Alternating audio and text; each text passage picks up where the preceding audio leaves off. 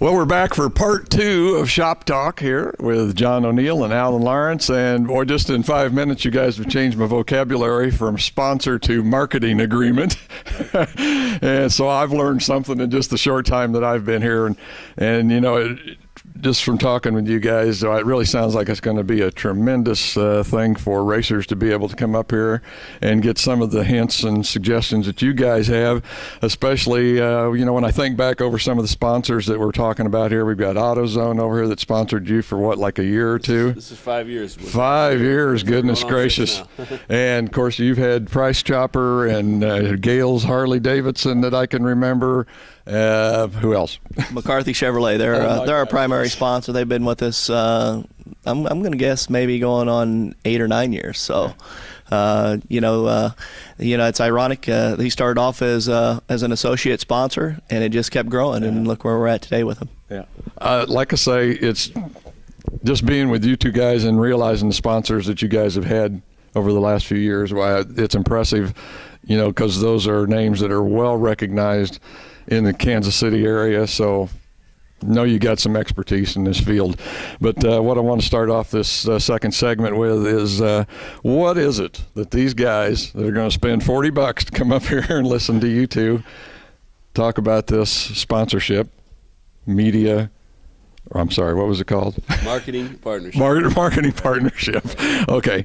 What is it these guys are going to get for $40? Who wants to handle this? I'll take it. Well, a whole lot more than $40, Mike. But just to give them a preview into this, just the table of contents I kind of got sitting here as far as what they're going to get in their handout, and then obviously we'll go into detail in the class. But like we talked in the last segment, they're going to figure out what their budget is on both what they're going to spend and then on the race car and stuff, but also on what they're going to spend to keep their sponsors happy and, you know, do the things that they agreed to do with them. And then we're going to teach them how to build a proposal and the successes that both John and I have had in our proposals.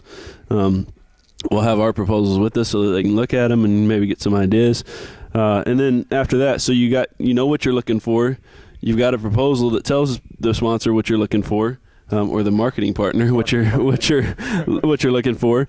And then we're going to talk about, okay, define the sponsors and, you know, how are you going to, who is this and what are they going to possibly be able to do with you, and how are you going to partner with them to market their business or their service and that kind of thing. And then we'll go into the sponsorship process. You know, how do you contact them? What do you do once you contact them? What do you do in the meeting? What do you do to close the deal? What do you do to maintain the deal? Things like that. And then we'll talk about some things like sponsoring yourself. Essentially, you know, what can you do to keep your season cheaper? You know, some ideas that we've learned over our years of racing that would hopefully, you know, keep costs down and that kind of thing. And then finally, just kind of going over some different ideas and kind of opening it up to a question and answer session and things like that. All right. Okay. I think John's going to take this next one. John, who should be coming to this seminar? Is it guys that are just with high dollar teams, low dollar teams? What fits the criteria for somebody that really needs to come to this seminar? Yeah, it's a great question, because I think it's the one question that leads us right into, you know, the guys that are wondering, should I come to this seminar or not? And anybody who is racing a go-kart, coming up through, you know, the entry levels of racing, whether it's a street stock, factory stock, you know, hobby stock, an enduro, RC racing, motocross.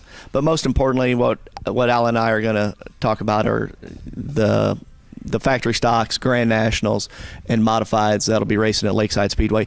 It's not to say that we're not going to welcome any of the ULMA guys or MLRA, WDRL. Those guys are on a traveling series, and they have a golden opportunity, you know, to capitalize on potential sponsors because they reach so many different markets. So we're not just talking about, you know, the guys that are going to race at Lakeside Speedway. Anybody involved in motorsports from the entry level all the way to the upper levels are welcome. They're going to benefit from this program. And what we're going to be able to offer, like we touched, you know, base on earlier, is just all of our experiences. We're going to formulate it. We're going to put it in a real easy and defined process, and they're going to walk away here with a lot more than $40 worth of ammo to take out. And I guarantee you their return on investment's going to be, in the thousands. So come on out and join us. We're looking forward to it. Well, like we were saying, probably in this upcoming year too, that's going to be something that's going to be probably more important than it ever has been in the past, and that's having that money to have a competitive team. Does it make any difference whether a person has had let's say a successful year the year before, whether they finished in the top 10 or the bottom 10? Does that give them any more or less bargaining power when it comes to going for a sponsorship? No, it doesn't. If you come up with an agreement with somebody to market their business, then as long as you meet that, then that's fine. You're going to put together a championship caliber team, and you're going to compete for a championship. We all know that things happen on the racetrack. Who knows what's going to happen? One bad night can put you out of it. But just once you lay out what you're going to do for your marketing partner, your sponsor, then do it. And that's what it all comes down to. So sure, it doesn't hurt. If you won the championship last year and you won 20 races, definitely use that to promote your team. But that isn't the key to everything. I think John's got something. Well, I'd just like to add, what we're doing is we're reaching a niche market. We got a defined demographic that we can deliver to our sponsors, our marketing partners. That's the key.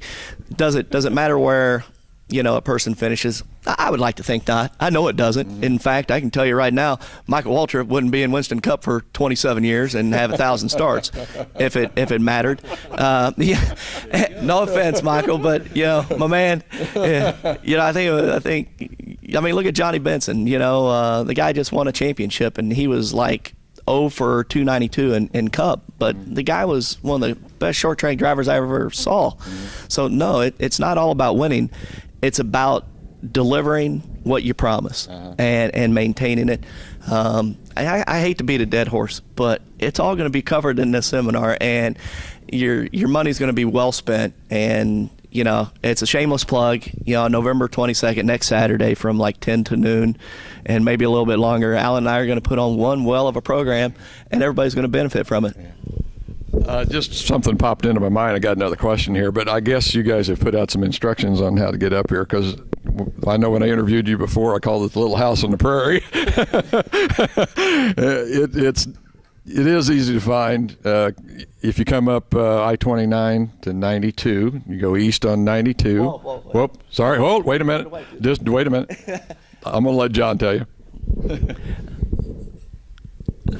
You were doing really good on the directions. I don't know if I want to. Are we going to give it away to where we have walk-ins? Because what we'd like to do is we would like for everybody to get on Alan's website or some of the other affiliate, motorsports websites out there and register. Right now we've got, room for about 24 in our class. I know we're up to over 17. We can make room. We would certainly appreciate everybody registering prior to that. We don't want to be short, and this is our first attempt at it, and we want it to be well worth everybody that has taken advantage up to this point. We don't want to shortchange anybody, end up with 50 people, and then it becomes a question and answer seminar, and that's what we're not going to do. By keeping the class small, it's going to be a lot of one-on-one. We're going to be able to to control it, and you're going to get a lot of information. And you bring your notepads and pencils, but we'll certainly, Alan or myself can answer any of those. If you send us an email, we'll answer any questions you have, and hopefully we'll see you on Saturday. Sorry about that, folks. I don't want them coming up to my house. If you're buying, that's one thing, but no offense, it just some privacy. Yeah, it's you don't. You know what I mean? Yeah, I got you. Okay. Well, we're going to have to wrap it up here pretty quick, but the last question I had was what's the biggest mistake that racers make when they do get a sponsorship? How much time we got? We both basically agree that it's it's not living up to what you bargained for, or what you agreed to. So I'll let John do a little bit on that too. I think we're going to have to wrap it up. We're about out of time. Folks, that's going to do it from Shop Talk from here. We'll be glad to see you at the seminar. See you Saturday.